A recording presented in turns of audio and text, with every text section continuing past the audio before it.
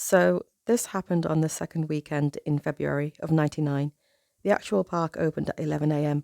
So we used to spend the first 2 or 3 hours of our shifts basically doing cosmetic cleaning, testing rides, and generally making sure the park was ready to go for the day.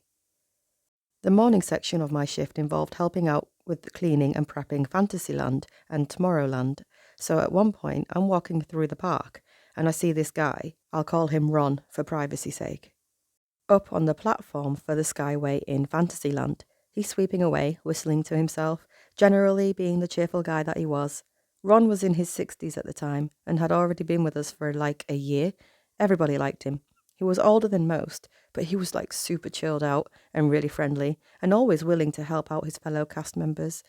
Like I said, we were one big family like that. We worked together, partied together, and some of us even lived together. I called up to him like, "Morning, Ron." He just smiles down at me, returns the greeting, and waves a little before going back to his sweeping. It was a beautiful morning. Everyone was in a good mood, and it was another day in a literal paradise. So I'm walking towards Tomorrowland for a few more minutes when I hear this like slow electric whirring sound above my head. The sound of the Skyway starting up as the four-person gondolas start moving along the track.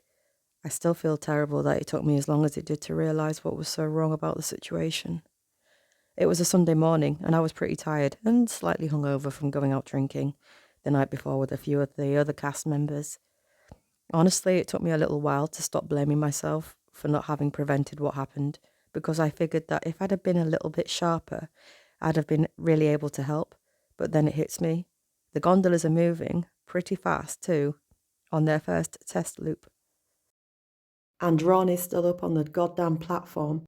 Someone had switched on the goddamn Skyway and they hadn't checked if the thing was clear or not. So I just started running back the way I'd walked, following the platform of the Skyway and hoping I'd catch up to Ron before the gondolas reached him.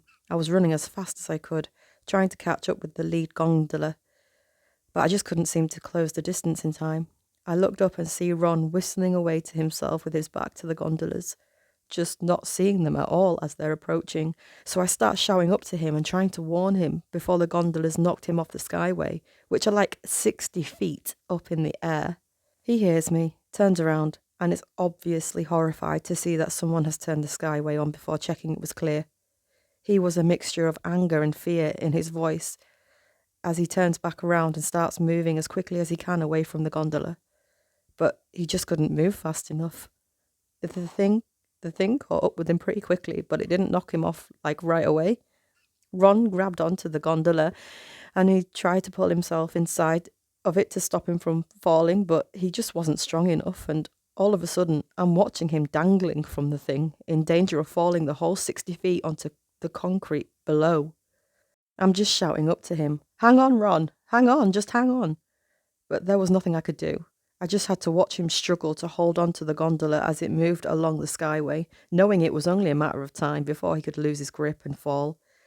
I could see Ron looking over his shoulder and down at the ground below him every so often.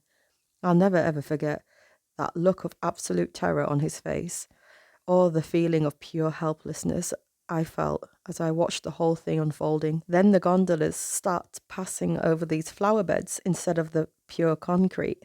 I figured the soil and the plants would have to be a better option to fall onto. It had to be. So I just start shouting, "Jump, Ron, jump! The flower bed, let's go!" Then I don't know if he deliberately let go or just lost his grip, but he fell 60 whole feet down and landed with an audible thump in the flower beds below him. Watching him fall was like slow motion or something. He seemed to fall so slowly, but I guess that's just because he had such a long way to fall. He was in a bad way when I reached him. He wasn't moving at all. He just lay there among the flowers, all glassy-eyed and wheezing and groaning in agony. And in the moment before I ran off to help, I saw him spit up some blood onto the bottom lip and chin. I was in tears by the time I found another cast member to help us, begging them to call 911 so we could get an ambulance out as fast as possible. Emergency services got there less than 20 minutes later, and they carried Ron out of the park on a stretcher before driving him over to the regional medical centre.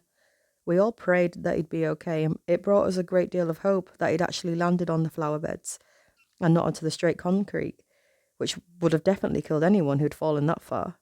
But a few hours later, we got the word that he hadn't made it, that his injuries were just so bad that he passed away, despite what the hospital staff had done for him.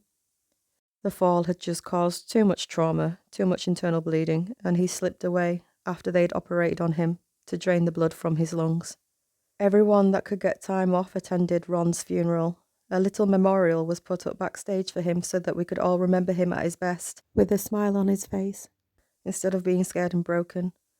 Rest in peace, Ron. We love you, and we miss you.